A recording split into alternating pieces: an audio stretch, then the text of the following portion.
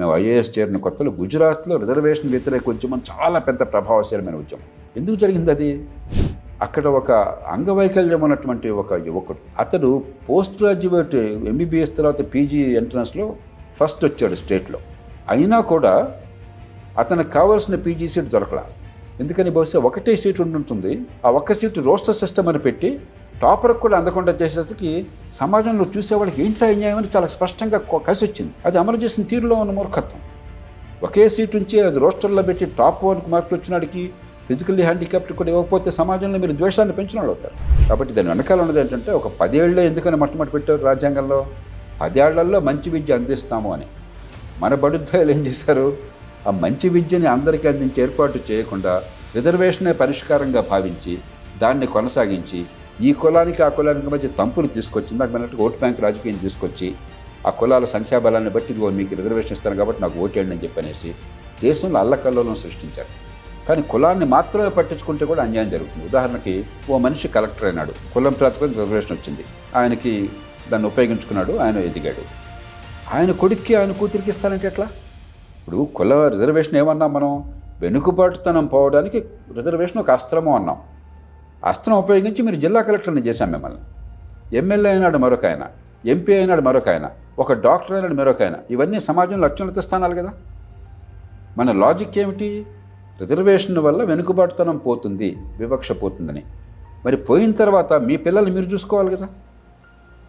అప్పుడు కూడా రిజర్వేషన్లు మీరే కావాలని చెప్పంటే మీ కులాల్లో ఉన్నటువంటి నిరుపేదలు నిజంగా అవకాశాలు దక్కని వాళ్ళ అవకాశాలు మీరు కొట్టేసినట్టే కదా. అది ధర్మం కాదు కదా. మనం అతిథిలో ఉపయోగించి రిజర్వేషన్ వల్ల వెనుకబాటుతనం పోతుంది కాబట్టి రిజర్వేషన్ కావాలి, కానీ నేను ఎంత ఎదిగినా కూడా వెనుకబాటుతనం ఉంది కాబట్టి రిజర్వేషన్ కొనసాగాలి. 2 లాజిక్లు ఎట్లా కుదురుతాయి?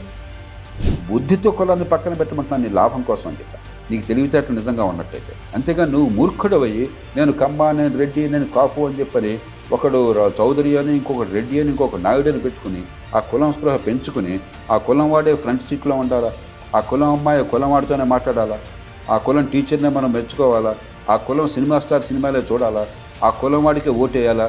ఈ మూర్ఖత్వం నుంచి గాడిదల్లారా బయటపడ.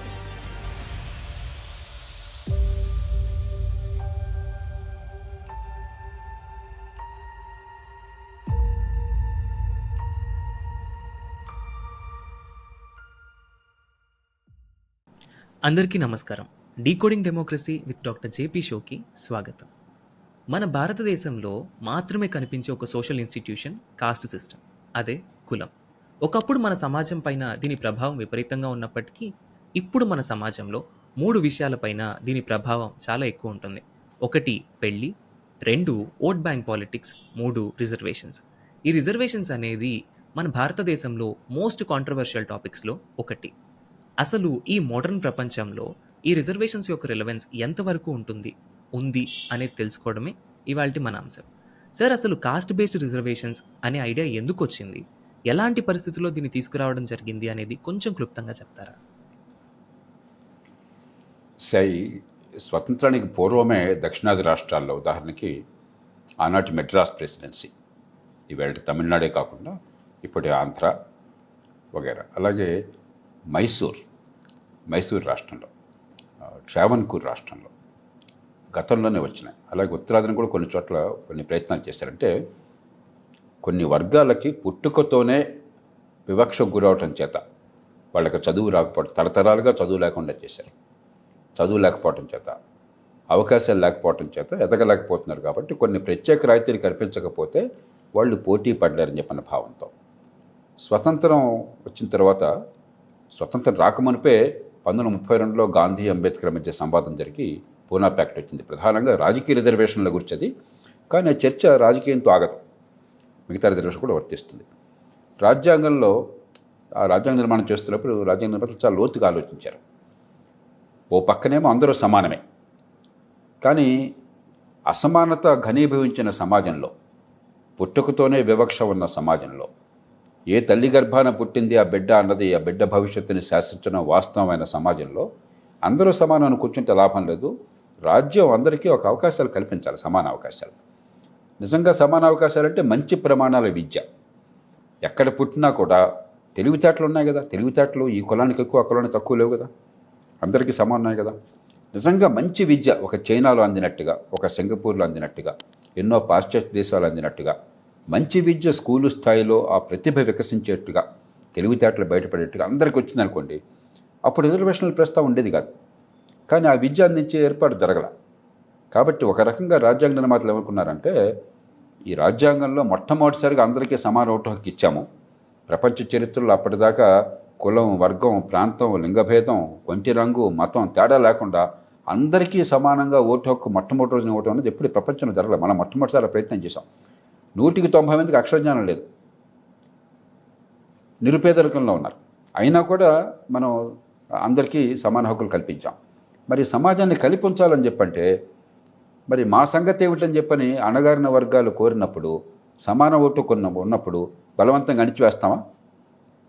కాబట్టి రెండు, ఒకటేమో దీర్ఘకాలంలో కొంతకాలంలో మీ అందరికీ సమానంగా ఎదిగే అవకాశాలు కల్పిస్తామన్నది ఒక ఇంప్లిసిట్ హామీ అనమాట.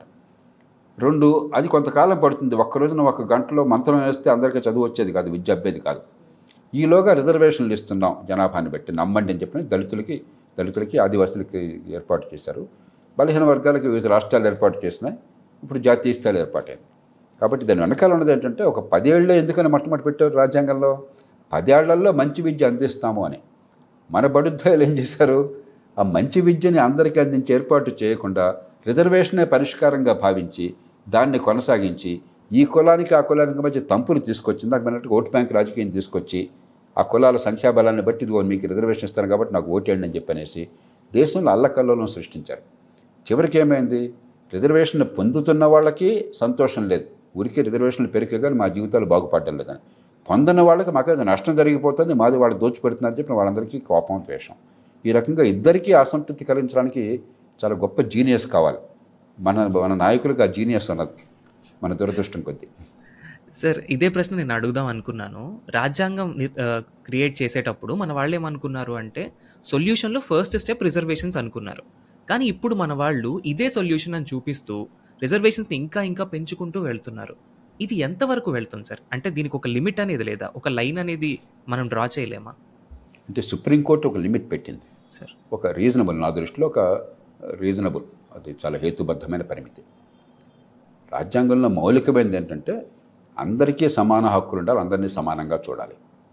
రెండోది ఏంటంటే రాజ్యాన్ని నిర్వహించాలని చెప్పంటే సామర్థ్యం అనేది గీటురాయి.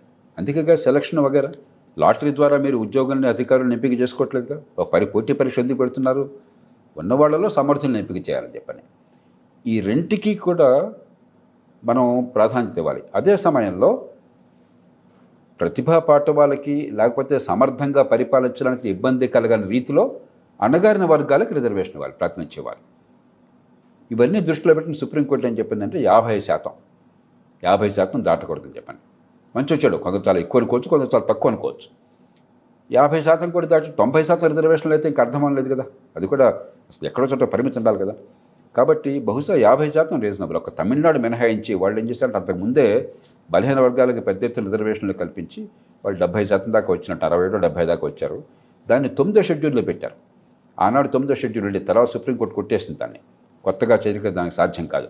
కానీ ఆనాటి వరకు ఉంది. దానిలో ఏమిటంటే ఒకసారి 9వ షెడ్యూల్లో ఒక చట్టాన్ని పెట్టినట్టయితే దాన్ని సుప్రీంకోర్టులో ప్రశ్నించడానికి వీల్లేదని చెప్పి పెట్టారు. కాబట్టి తమిళనాడు దాని నుంచి తప్పుకున్నది. మిగతా అన్ని రాష్ట్రాలకి దేశానికి వర్తిస్తుంది. 50% పరిమితి పెట్టారు. బహుశా ఆ పరిమితి రీజనబుల్ నా దృష్టిలో. కానీ కాలక్రమేణా ఆలోచించాల్సింది నిజంగా ఈ బీదలకి ఈ అభివృద్ధిని సాధించడం ఎట్లాగా. ఏ తల్లి గర్భాన పుట్టినా కూడా ఒక సాయితో సమానంగా మరొకరితో సమానంగా నేను ఎదగలను, నాకున్నటువంటి తెలివితేటలను బట్టి, నేను పడే కష్టాన్ని బట్టి నమ్మకాన్ని కలిగించడం అట్లా. దానిలో పరిష్కారం అందుగానే రిజర్వేషన్ల పేరుతో తంపులు తీసుకొస్తే బాగా అభివృద్ధి చెందాలనుకున్న వర్గాలు కూడా అడుగుతున్నాయి. ఉదాహరణకు ఆంధ్రప్రదేశ్లో కాపుల రిజర్వేషన్ చాలా కాలం నుంచి నడుస్తుంది. అలాగే కర్ణాటకలో లింగాయత్తు ఓక్కులకు ఇద్దరికి రిజర్వేషన్లు కావాలంటున్నారు. అట్లాగే గుజరాత్లో పటేల్స్ చాలా ప్రభావశీలమైన కమ్యూనిటీ, వాళ్ళు కావాలంటున్నారు. జాట్లు కావాలంటున్నారు. ప్రతి చోట కూడా రిజర్వేషన్లు అనేది ఒక పరిష్కారంగా, బ్రాహ్మణులు కొన్ని చోట్ల కావాలంటున్నారు. ఇలా చాలా విచిత్రంగా ఇది ఒక పొలిటికల్ స్లోగన్ అయిపోయింది. మా కులానికి అన్యాయం జరిగిపోయిందని చెప్పనేది. ఖచ్చితంగా సమాజంలో అందరికీ న్యాయం జరగాలి. కానీ ఈ రూపంతో మనం కులాల మధ్య తంపులు తీసుకొచ్చి అసలు కులస్పృహ లేకుండా మన సమాజంలో చేయాల్సింది పోయి రాజ్యమే కులస్పృహను పెంచినట్టయితే, సమాజంలో కులస్పృహ ఇందాక మీరు చెప్పారు, పెళ్ళల్లో ఇప్పటికి కూడా 190 మంది ఆ కులంలో పెళ్లి చేసుకుంటున్నారు.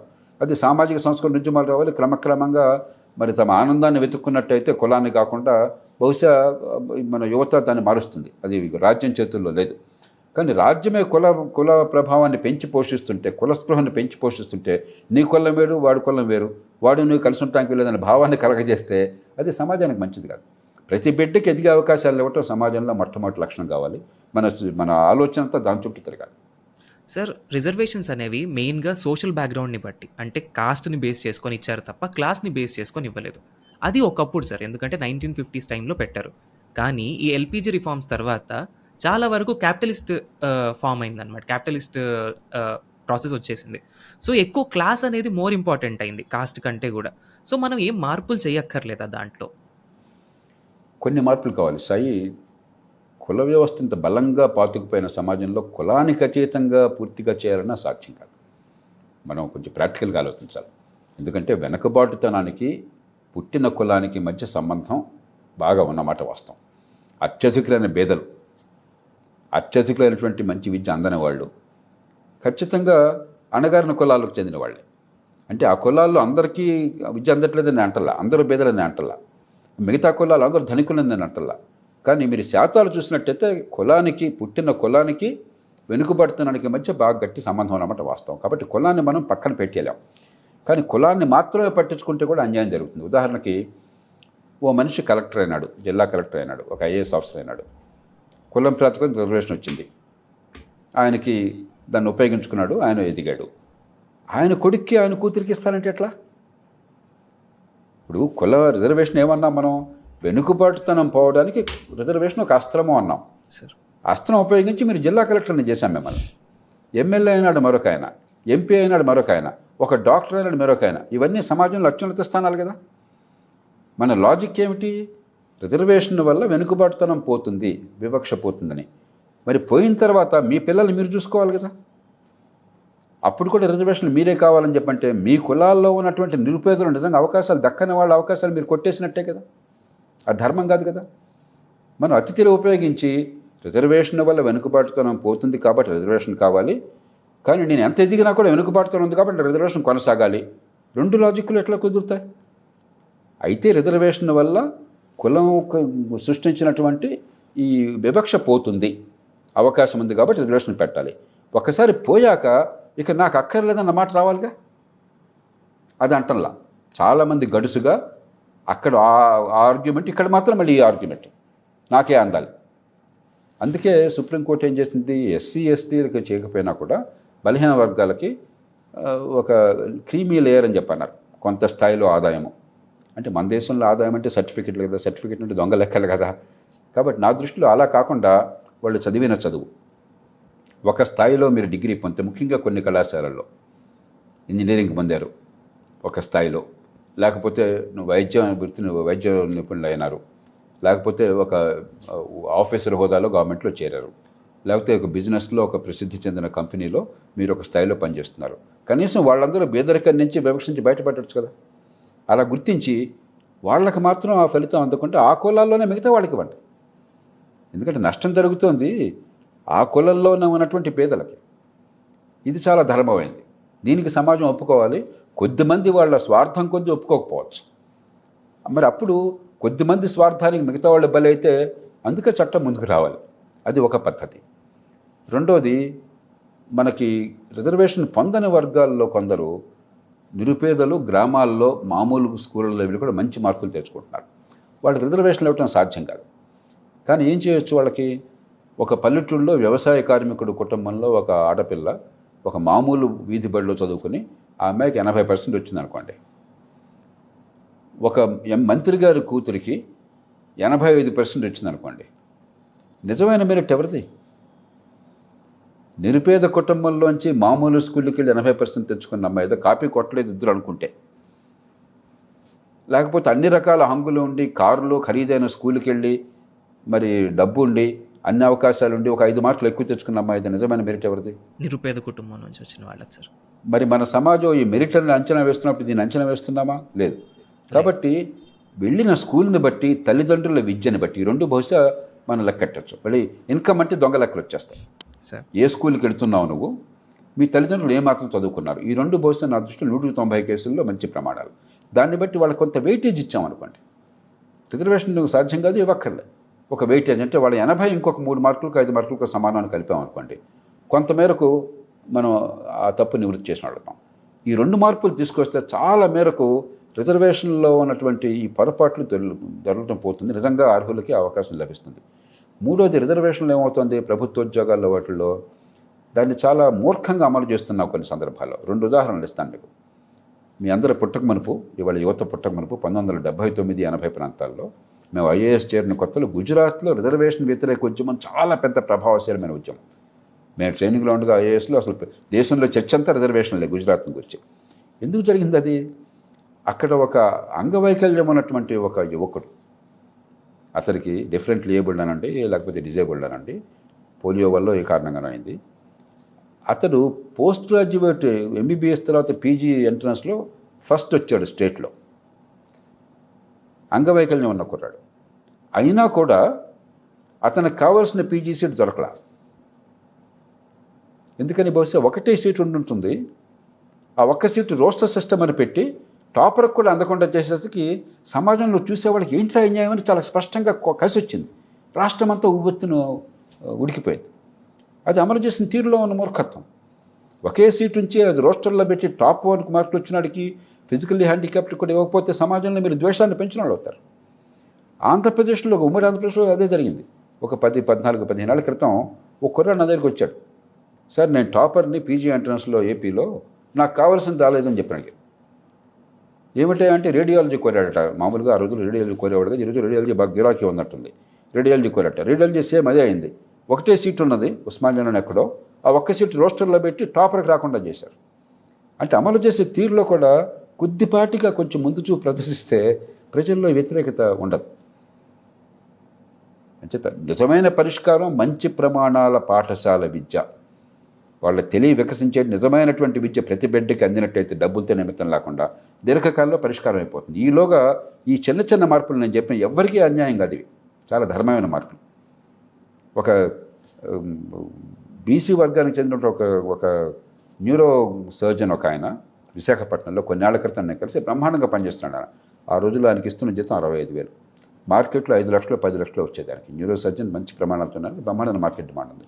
అయినా ప్రభుత్వంలో చేద్దాము, టీచింగ్లో ఉంటాము అని చెప్పి నేను మనస్ఫూర్తి చేస్తున్నాడు ఆయన.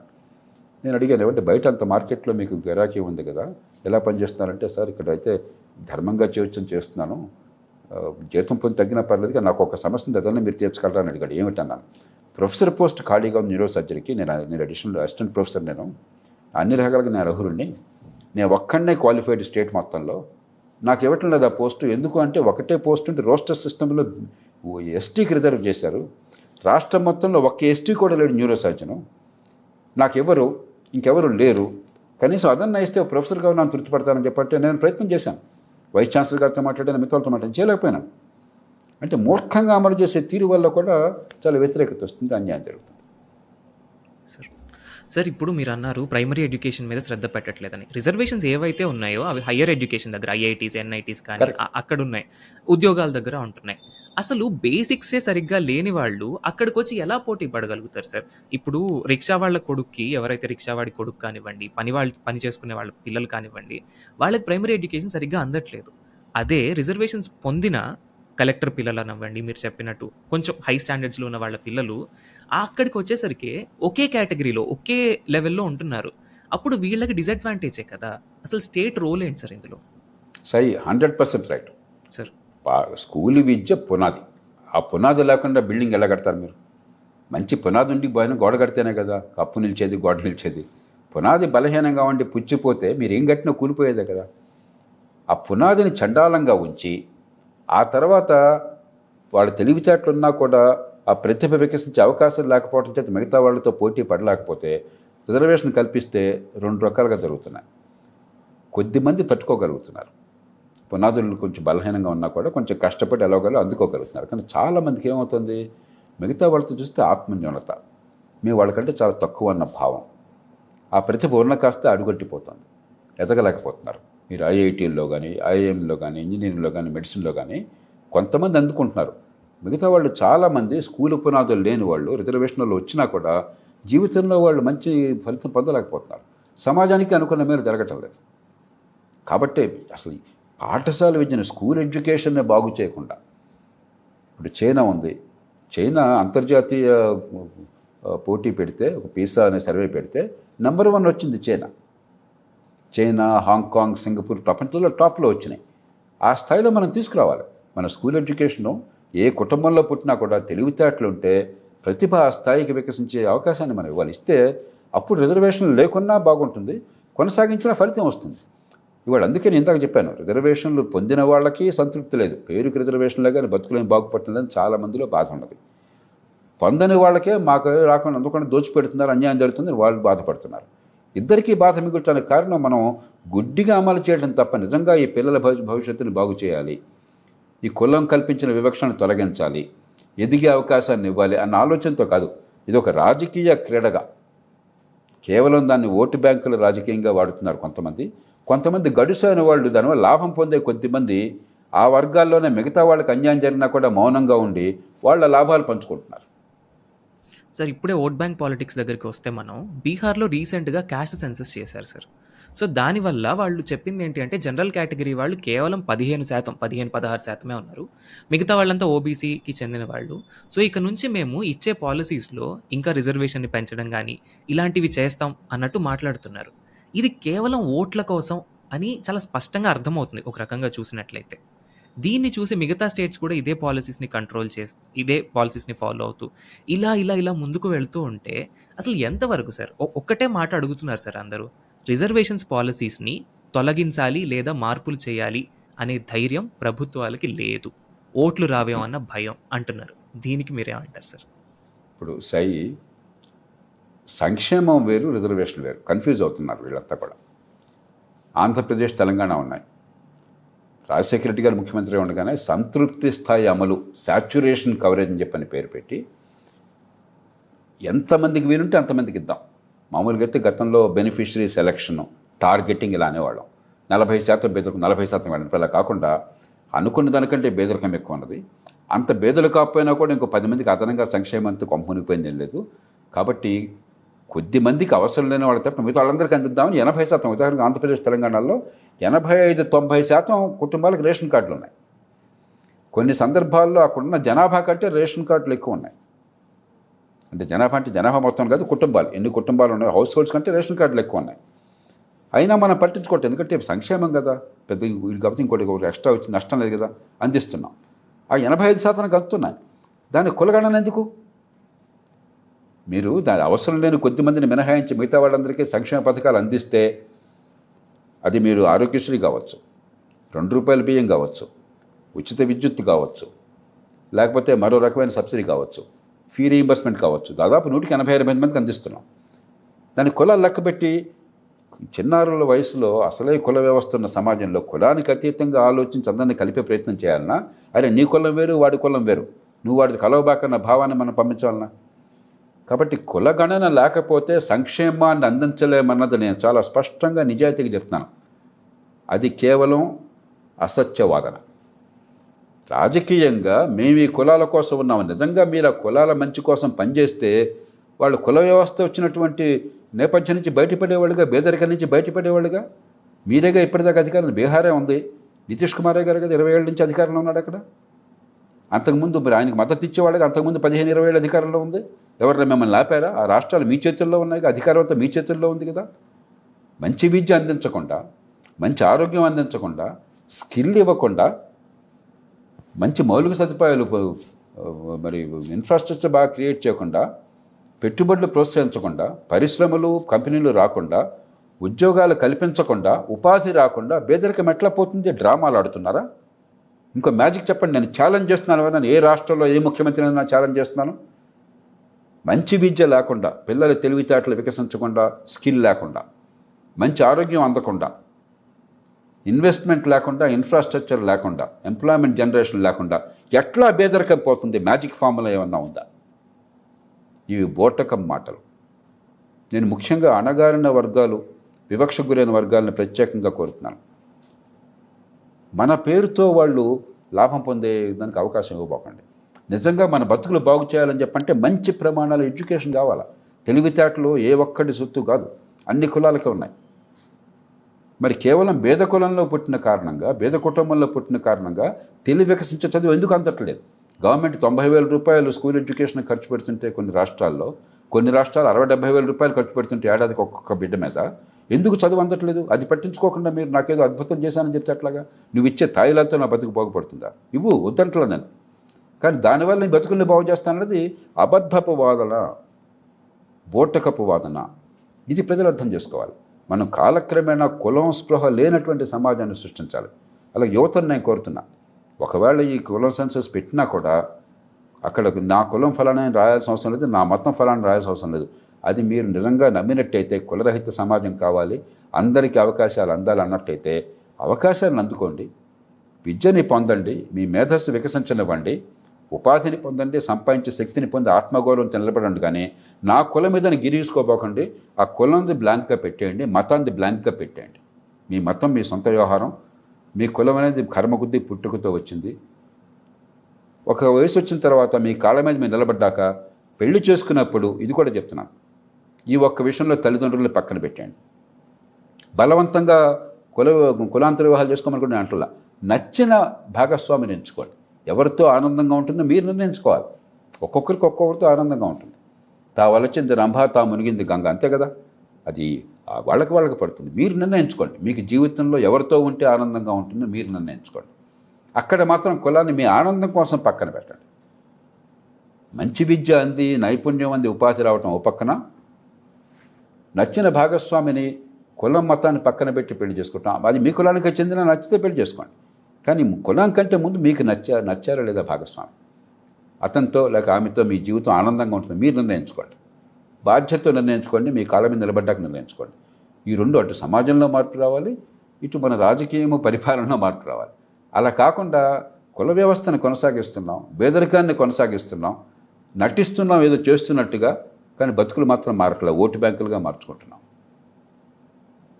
సో కాల్డ్ అగ్రకులం యువత ఎవరైతే మీరు ఇప్పుడు మాట్లాడారో, అడ్రస్ చేశారో, వాళ్ళు ఎలా ఉంటున్నారంటే రిజర్వేషన్ సిస్టమ్ని దుయ్యబడుతున్నారు. సార్, మాకు అన్యాయం జరుగుతుంది, మాకు ఇది నచ్చట్లేదు, ఇది చాలా దారుణమైన బేసిస్ మీద క్రియేట్ చేశారు, అది ఇది అని చెప్పి. కానీ వాళ్ళ సోషల్ మీడియా హ్యాండిల్స్ కానీ, ఇది నేను చాలా దగ్గరగా చూశాను సార్. వాళ్ళ సోషల్ మీడియా హ్యాండిల్స్ కానివ్వండి, వాళ్ళ ఇన్స్టాగ్రామ్, ఫేస్బుక్ బయోస్ కానివ్వండి, రెడ్డి, కాపు, కమ్మ అని చెప్పి చాలా స్పష్టంగా రాసుకుంటున్నారు సార్ వాళ్ళ కులం పేరు. వాళ్ళ కులం మీద ఉన్న గర్వం అనాలో లేకపోతే దాన్ని ఏమనాలో తెలీదు. అలాంటప్పుడు కుల పిచ్చి అంత ఉన్నప్పుడు రిజర్వేషన్ సిస్టమ్ ఉండడంలో తప్పేంటి సార్? వాళ్ళ హిపోక్రసీ అక్కడే అర్థమవుతుంది కదా. అందుకనే ఇప్పుడు రిజర్వేషన్ పొందుతున్న వర్గాలు, అణగారిన వర్గాలు, నష్టపోయిన వర్గాలు, వాళ్ళే పాపం ఎరుక్కున్నా కూడా అది గుర్తించి మనం చాలా బ్యాలెన్స్డ్గా సమాజ ప్రయోజనాలు, అందరికీ ఎదిగే అవకాశాలు ఆలోచించకుండా వాడి కులం వేరు కాబట్టి వాడికి అందకూడదు, నాకెందుకు అంతలేదని చెప్పిన గొడవ పెట్టుకున్నట్టయితే ద్వేషాలని పెంచడం తప్ప బతుకుల్ని మార్చేది కాదు. రెండోది, దానివల్ల నష్టం జరుగుతుందన్నది అసత్యం. క్రమక్రమంగా ఉన్న కొద్దికి కాలేజీల్లో సీట్లు పెరుగుతున్నాయి, దేశంలో ఉపాధి అవకాశాలు పెరుగుతున్నాయి. ఈ రిజర్వేషన్ వల్ల మీకేం నష్టం జరగట్లా. నష్టం ఎక్కడ జరుగుతుందంటే మీకు పనికిరాని చదువు వస్తున్నది. బ్రహ్మాండమైన మార్కులు కాగితం మీద కనిపిస్తున్నాయి, పొట్టగోస్తే అక్షముక్కు 180 మందికి రావట్లేదు. ఏమీ స్కిల్ లేకుండా ఇంజనీర్లుగా కాగితం మీద వస్తున్నారు. ఇంజనీరింగ్ ఏమీ రాదు. 10th క్లాస్లో మరి 95% మార్కులు వస్తున్నాయి. పరిజ్ఞానం లేదు, ఆలోచించే శక్తి లేదు.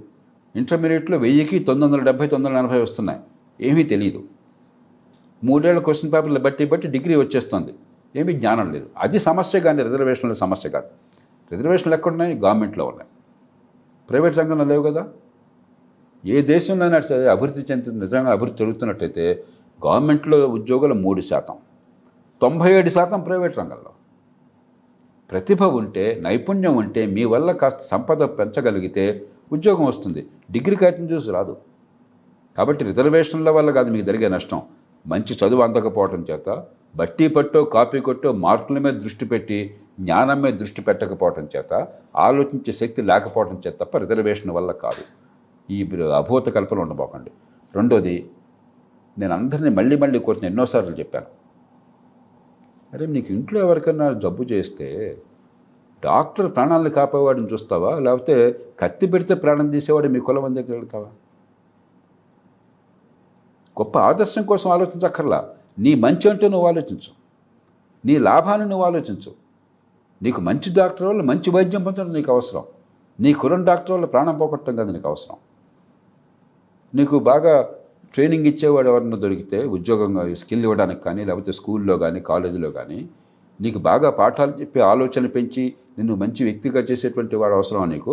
నీ కులంవాడు కాబట్టి పొట్టకొస్తే అష్టం కులనాడు కావాలా నీకు? నీ లాభం నీకు అర్థం చేసుకుంటే కులం ఎంత తక్కువదో అర్థమవుతుంది. మనం ఆలోచించాల్సింది కులం వద్దని ఆదర్శం చెప్పాలని అంటలా. ఇందాక పెళ్లి విషయం కూడా ఆదర్శం అని చెప్పట్లా. నువ్వు జీవితంలో ఎవరితో ఆనందంగా ఉంటావో నిర్ణయించుకో. నువ్వు ఆదర్శం కోసం కులాన్ని పక్కన పెట్టమంటలా, బుద్ధితో కులాన్ని పక్కన పెట్టమంటున్నా నీ లాభం కోసం అని చెప్పాను. నీకు తెలివితేటలు నిజంగా ఉన్నట్టయితే.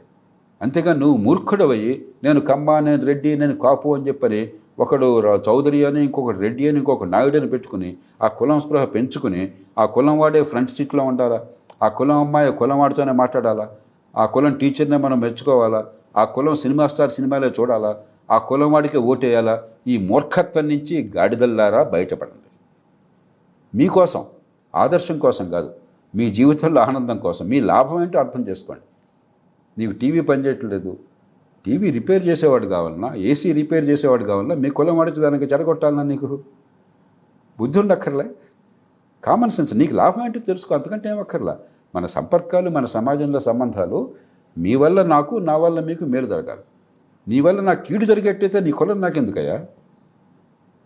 ఈ మాత్రం అర్థం చేసుకుంటే క్రమక్రమంగా కులం ప్రభావం పోతుంది. అందుకని నిజమే, నేను కొన్ని సందర్భాలు చూస్తున్నా, నాకు చాలా బాధ కలుగుతుంది. కొన్ని సందర్భాల్లో పరుషంగా కూడా మాట్లాడుతున్నాను. ఎందుకంటే కొంచెం బాగా ముళ్ళుగారితో పొడిస్తే కానీ ఒకప్పుడు అంటదు, చర్మం బాగా దళసరైపోయింది. అందుకని నేను మామూలుగా పరుషమైన పదాలు వాడను, తిట్టను. కానీ కొన్ని సందర్భాల్లో కొంచెం అవసరం.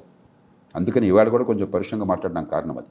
నీ కోసం, నీ మంచి కోసం ఆలోచించుకో. అలా కాకుండా గుడ్డిగా నువ్వేదో గొప్ప, అదొక పేట్రియాటిజం లాగా, నా ఊరి పేట్రియాటిజము, నా కులం పేట్రియాటిజము, నా మతం పేట్రియాటిజము, మూర్ఖపవాదం తప్ప నీ బతుకు ఏదో కావాలో చూసుకోరా బాబు. అది చేసుకుంటే చాలా చక్కబడతాయి అన్నీ కూడా.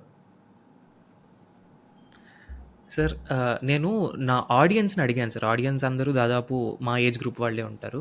నేను రిజర్వేషన్స్ పైన మీకు ఏమైనా ప్రశ్నలు ఉన్నాయా, మీ అభిప్రాయాలు ఏంటి అని అడిగాను. అడిగితే 2 పోలరైజ్డ్ వ్యూస్ వచ్చాయి సార్. ఒకళ్ళు రిజర్వేషన్స్ కావాలి అని పూర్తిగా సపోర్ట్ చేసేవాళ్ళు. వాళ్ళ పాయింట్ ఏంటంటే పూర్తిగా కాస్ట్ సిస్టమ్ పోయేంత వరకు మాకు రిజర్వేషన్స్ ఉండాలి. ఇంకొంతమంది అసలు ఇప్పుడున్న ప్రపంచంలో రిజర్వేషన్స్ ఏంటి అని పూర్తిగా ద్వేషించేవాళ్ళు.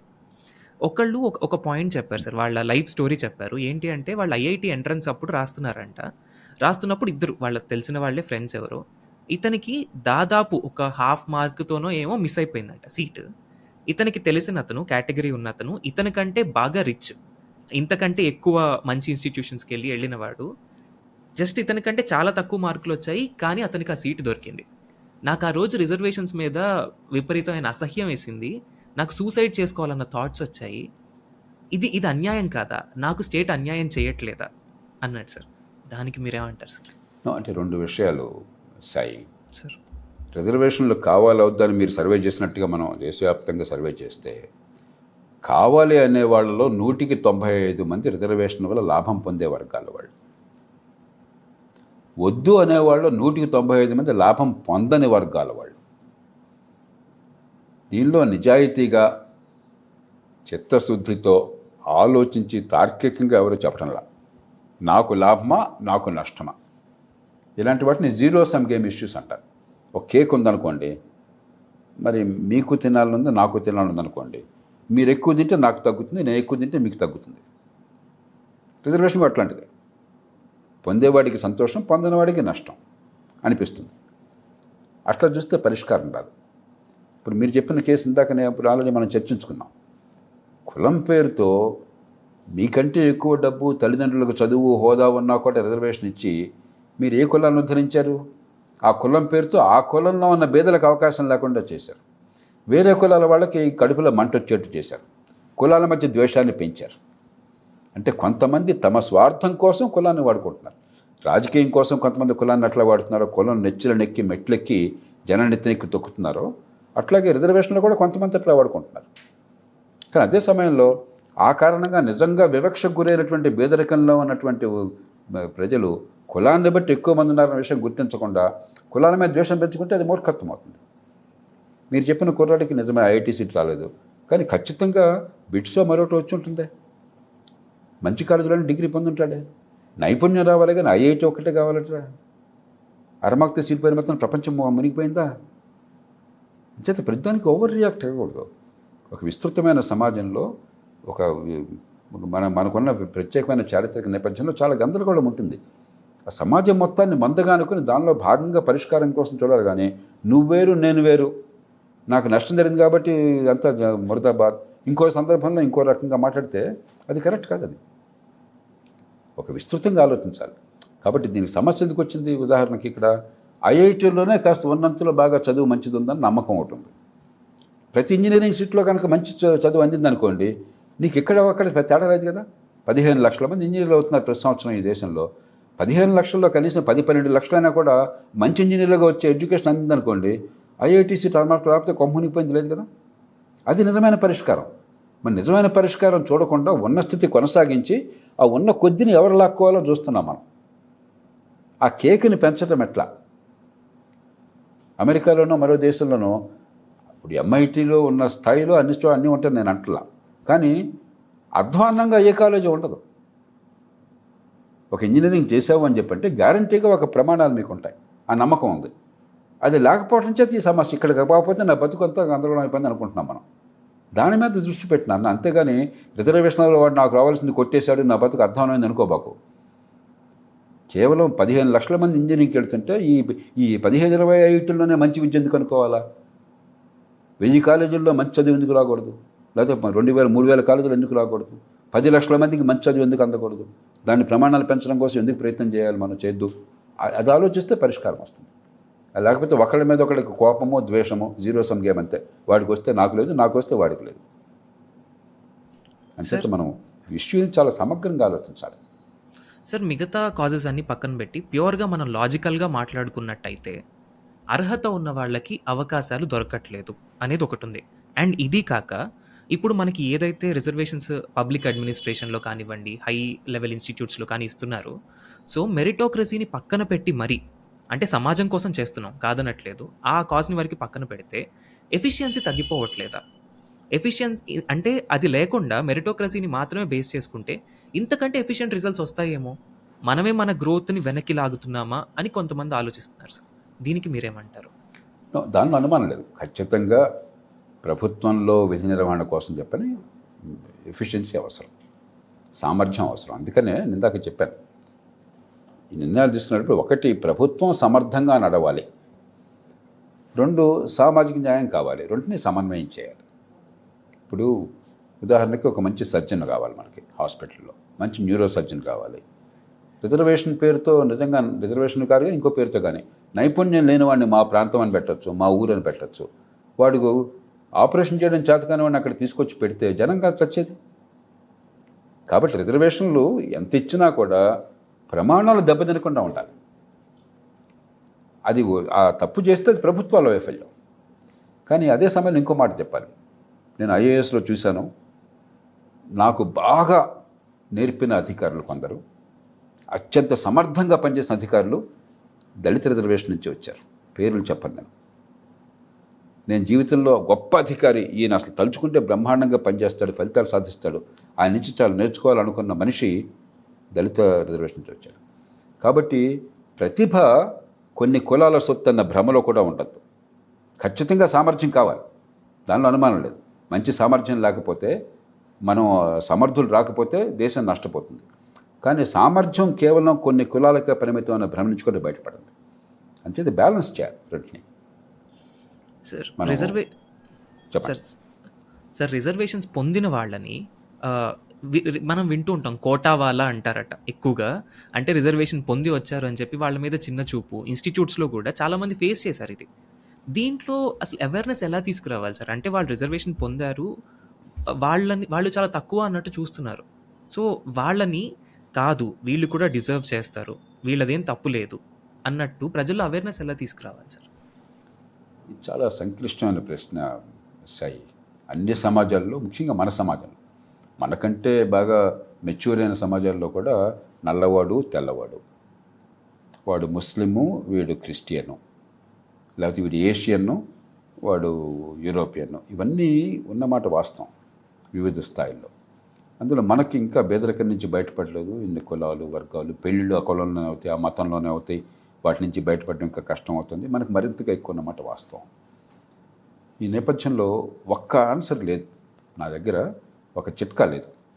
అసలు చిన్నప్పుడు పెరిగినప్పుడే మన చదువులో భాగంగా, పెంపకంలో భాగంగా, అరే ఈ కృత్రిమంగా సృష్టించుకునేవి యాంథ్రపాలజీ అంటారు, మానవ శాస్త్రం. మనం అందరం కూడా 73-74 వేల సంవత్సరాల క్రితం అందరం బహుశా కెన్యాలో, ఆఫ్రికాలో కెన్యా ప్రాంతం నుంచి ప్రపంచంలో నలుమూలలకి వలసలు పోయిన వాళ్ళం మన పూర్వీకులు. ఒక తెగ తీర ప్రాంతం నుంచి భారతదేశానికి, ఇక్కడి నుంచి ఆగ్నేయ ఆసియాకి, ఇక్కడి నుంచి అక్కడి దాకా ఆస్ట్రేలియా దాకా వెళ్ళింది. మరొక తెగ ఉత్తరానికి యూరోప్ దాకా వెళ్ళింది. మూడో తెగ సెంట్రల్ ఏషియా నుంచి అటు చైనా, ఆ పైన సైబీరియా కొంతమంది వెళ్ళారు. సైబీరియా నుంచి 13-14 వేల క్రితం అమెరికా పోయారు. మనందరి తల్లులు ముగ్గురు నలుగురు ఉన్నారు అంతే. 73,000 సంవత్సరాల క్రితం ఒక మౌంట్ టోబా అని చెప్పిన ఒక అగ్నిపర్వతం బద్దలైపోయి సుమత్రాలో ప్రపంచంలో మనుషులంతా పోయారు, ఒక 3,000 మంది మినహాయించి. మనందరం 3,000 మంది అంటే ఒక గ్రామం అంతా. ఇవాళ 700 కోట్ల జనాభా ఉంది ప్రపంచంలో, మనందరం 3,000 మంది నుంచి వచ్చాం. మనందరి మూలాలు ఒకటే, తెలుపు అయినా, నలుపు అయినా, ఆఫ్రికా అయినా, అమెరికా అయినా, ఇండియా అయినా. అసలు ఈ జ్ఞానం ఉన్నట్టయితే చాలా సమస్యలు పరిష్కారం అవుతాయి. ఒకటి ఎక్కువ, ఒకటి తక్కువ, ఒంటి రంగు వల్ల అంటే మానవ శాస్త్రం తెలియక, జ్ఞానం తెలియక, మూర్ఖత్వంతో వచ్చిన ఆలోచనలు, పెంపకంలో, చదువులో ఉన్న లోపాలు.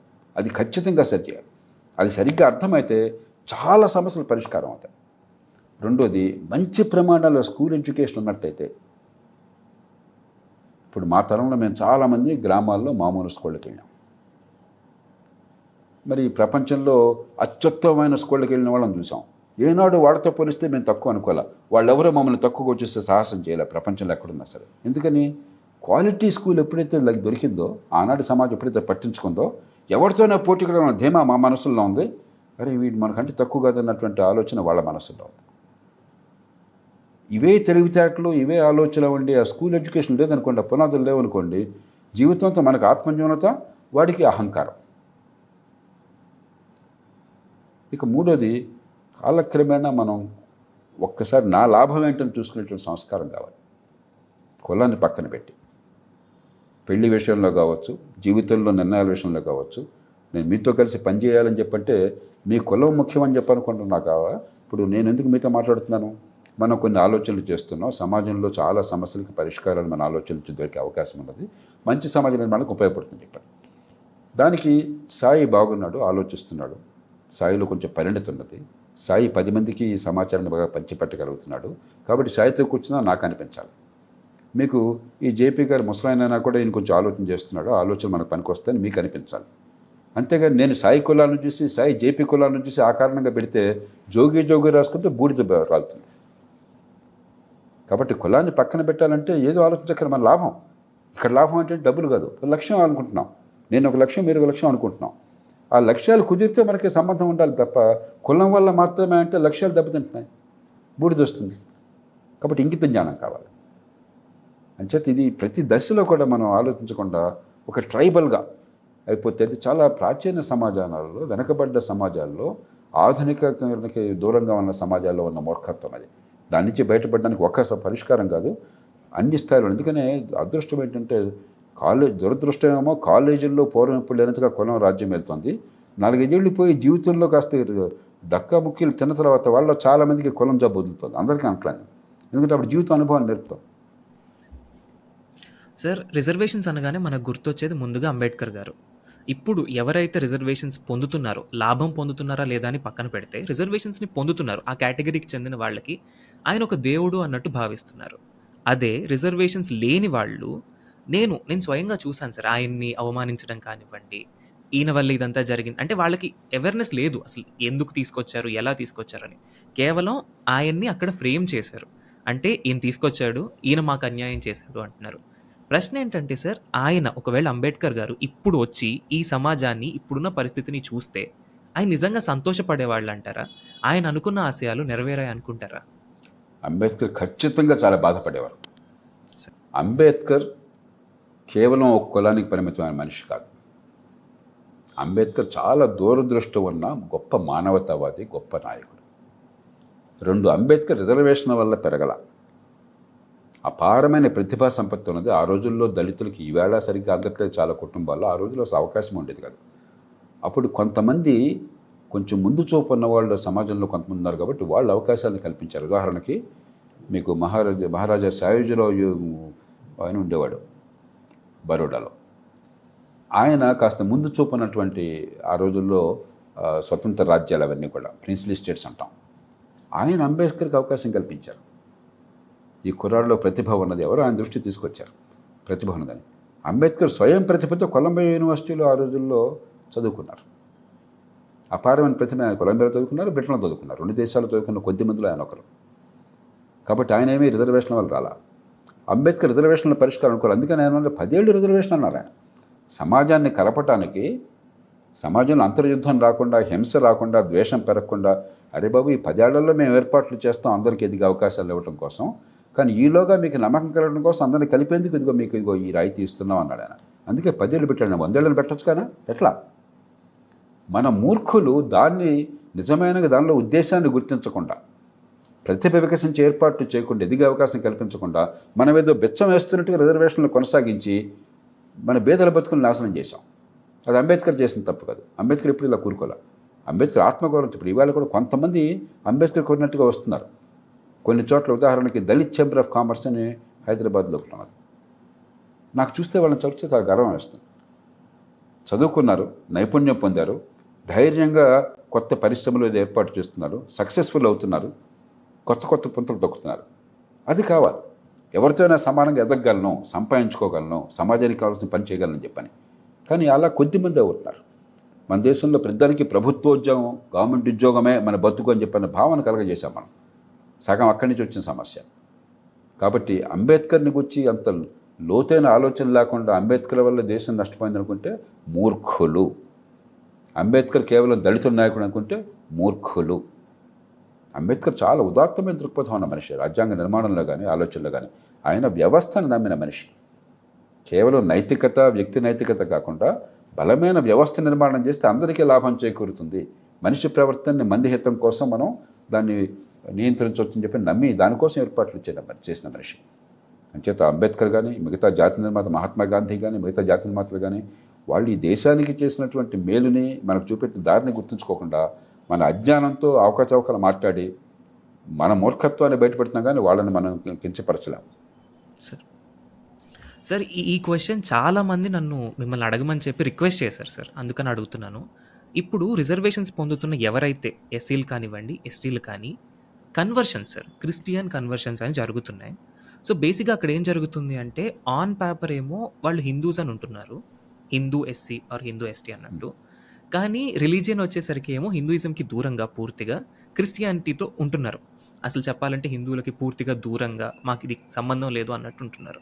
సో చాలామంది అడుగుతుంది ఏంటి అంటే వన్స్ ఒక్కసారి వాళ్ళు క్రిస్టియానిటీలోకి మారాక వాళ్ళ కేటగిరీ కూడా మారాలి కదా, అలా కాకుండా బెనిఫిట్స్ పొందుతున్నారు కానీ మతాన్ని మోసం చేస్తున్నారు అని అంటున్నారు సార్.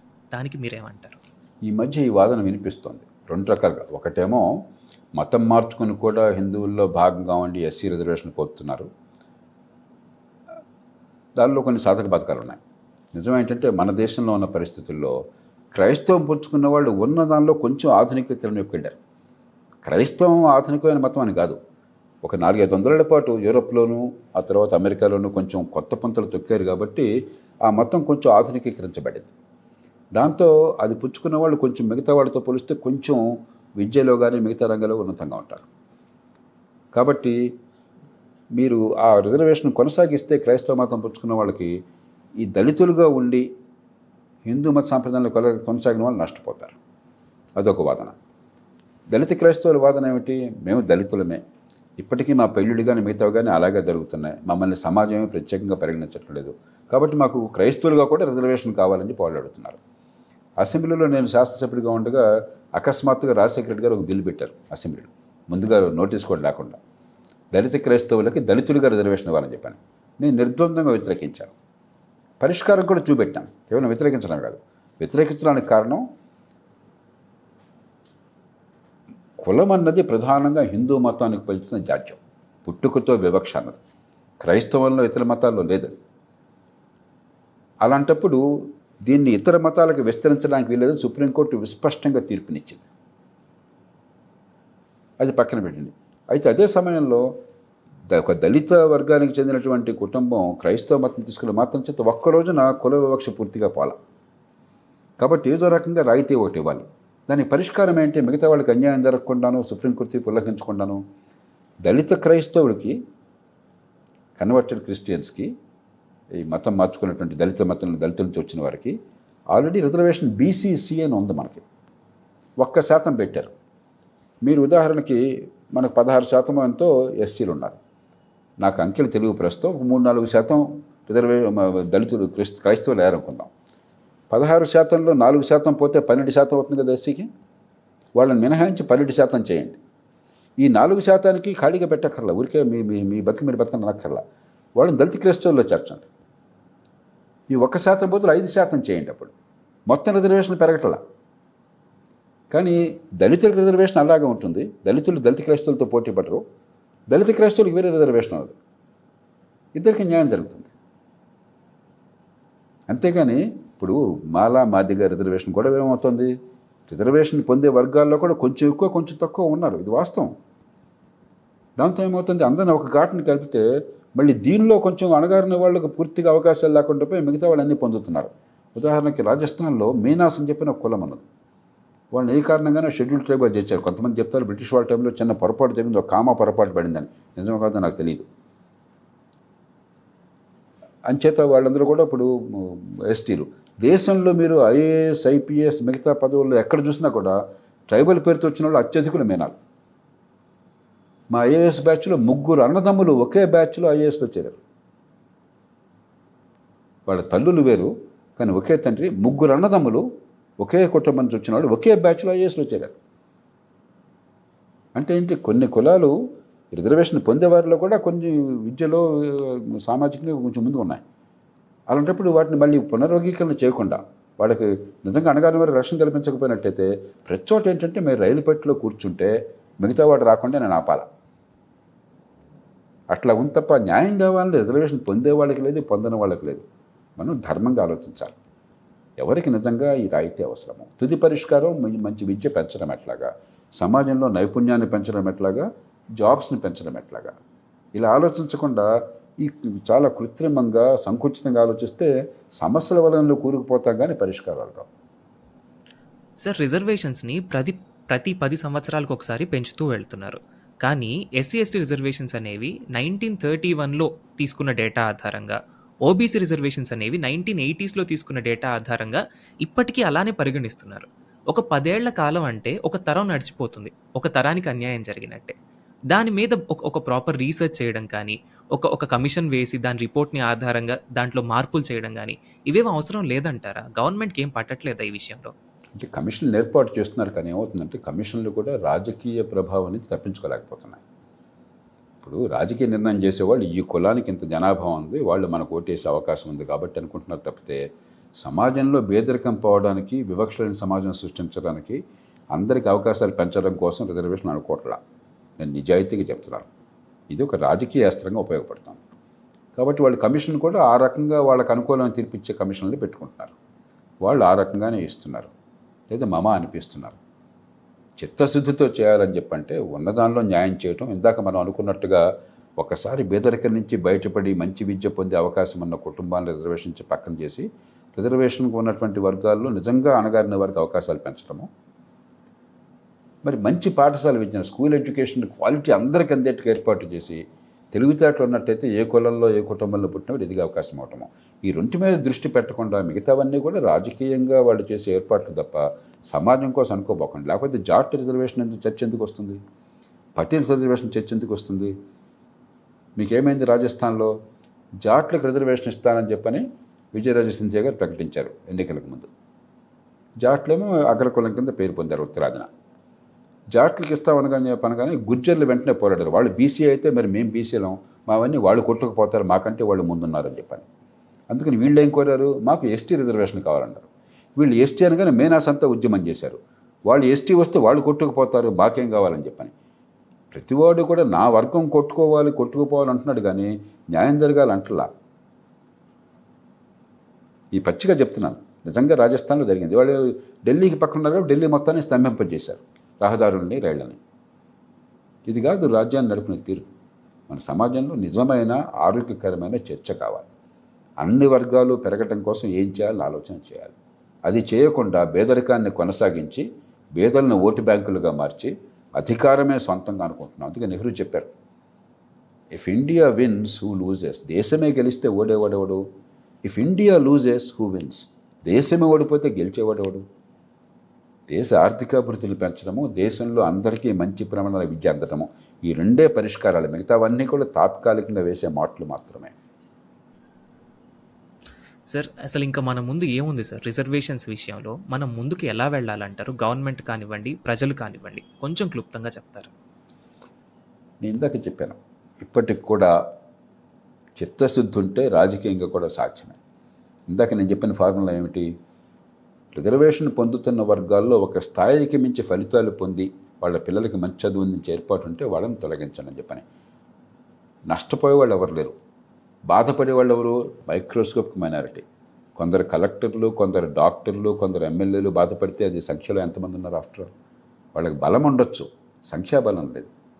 కాబట్టి రాజకీయంగా కష్టం కాదు, మట్టి నాయకుడు తలుచుకున్నట్టయితే. మంచి విద్య అందించాలంటే ఎవడు అడ్డుకున్నా వాడాడు. 12 లక్షల కోట్లు ఖర్చు పెడుతున్నాం. గతంలో ఒకసారి మనం డిస్కస్ చేసాం. చాలా తేలిగ్గా విద్యను బాగు చేయొచ్చు, చేయాలి. అసలు మన దేశంలో ఘోరమైన వైఫల్యం ఏమన్నా అంటే విద్యలో వైఫల్యం. కాబట్టి అటు రిజర్వేషన్లని రేషనలైజ్ చేయటం, తర్కబద్ధం చేయటం కావచ్చు, విద్యా ప్రమాణాలు పెంచడం కావచ్చు, ఈ రెండు కూడా పూర్తిగా మన చేతుల్లో ఉన్నాయి. రాజకీయంలో ఉన్నవాళ్ళు మలేరియా జ్వరం వచ్చినట్టు వణికిపోతున్నారు. ఏ చిన్నది పట్టుకుంటే ఎక్కడ మాకు ఓట్లు పోతాయో, ఓట్లు పోతే ఎక్కడ ఓడిపోతామో, అధికారం పోతుంది. అధికారం పోవడం కంటే మరణమే శరణ్యము. ప్రాణం పోయినా ఒప్పుకుంటాం కానీ అధికారం పోకూడదు. ఈ రకంగా ఉంటే నాయకత్వం కాదు అది. దేశాన్ని బాగు చేయడం. రిజర్వేషన్ల పాత్ర ఉంది కానీ చర్చ అంతా రిజర్వేషన్ చుట్టూ తిరగడం కాకుండా అందరి పిల్లల్ని పెంచడం ఎట్లాగా, ఆర్థిక అవకాశాలు అందించడం ఎట్లాగా, ఈ రెండు చుట్టూ చర్చ తీసుకొస్తే చాలా తేలిగ్గా మార్చవచ్చు. కనీసం యువత దానికి పూనుకోవాలి. ఆత్మగౌరవంతో మన కాళ్ళ మీద మనం నిలబడి నైపుణ్యం ఉండి గౌరవాన్ని పొంది ఆదాయాన్ని పొందడంలో తృప్తి ఇంకెక్కడ లేదు. ఏ బోర్డు రిజర్వేషన్ వస్తే మనకు గౌరవం ఉంటుంది, ఆదాయం వస్తుంది. ఆ గవర్నమెంట్ ఉద్యోగం తప్ప ఇంకా వేరే గతి లేదా మనకి? తెలివితేటలున్నోడికి దర్జాగా బతికేటువంటి శక్తి కావాలి. సార్ ఇవాళ డిస్కషన్ చాలా అద్భుతంగా, చాలా ఇన్సైట్ఫుల్గా గడిచింది సార్. మీ అమూల్యమైన అనుభవాల్ని, మీ ఆలోచనల్ని మాతో పంచుకున్నందుకు చాలా ధన్యవాదాలు సార్. మళ్ళీ ఒక కొత్త ఎపిసోడ్తో మళ్ళీ కలుద్దాం. నమస్కారం sir. Thank you sir. All the best. Thank you sir.